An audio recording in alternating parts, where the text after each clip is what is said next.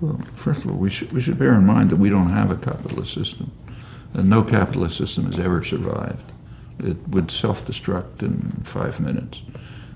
So what we have is a kind of state capitalist system, with the state playing a substantial role in American history, a very substantial role in economic development, in production, and research and development, a lot of other bailouts, lots of other devices to keep the private sector viable. So it's a kind of a state capitalist system, like others. They vary a little on how they do it. So is there an alternative to this? Of course.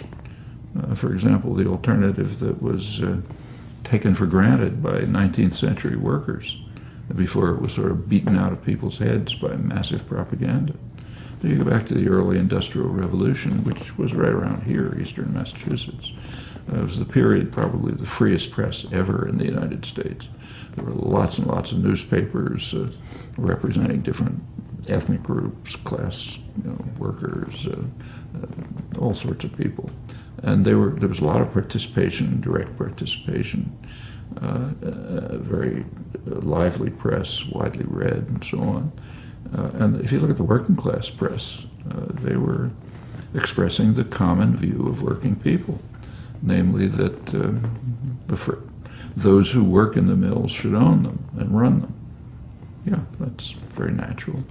And as I say, we've come close to that a number of times, terrifying to private owners.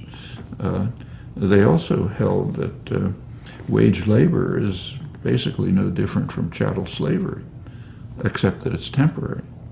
And that was such a popular idea that it was a position of the Republican Party.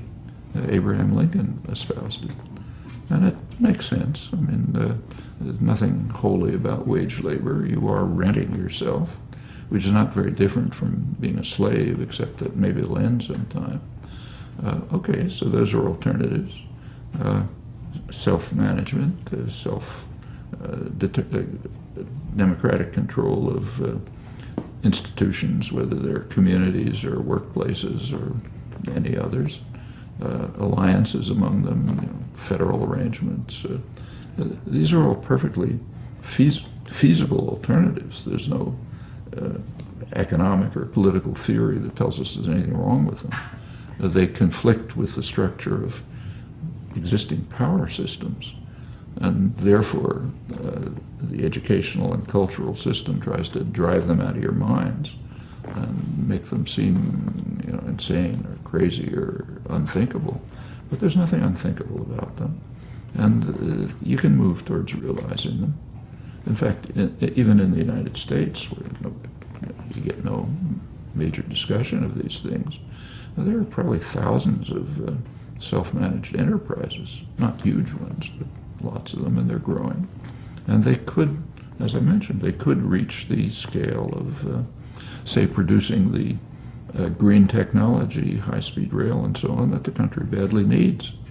It's not a law of nature that we have to import solar technology from China, a poor developing country, or that we have to get high-speed rail facilities from Spain. Those aren't laws of nature. Those are political decisions, social, economic, and political decisions. They can be made differently. If they're made differently enough, we'll be moving towards a kind of an anarchist type society.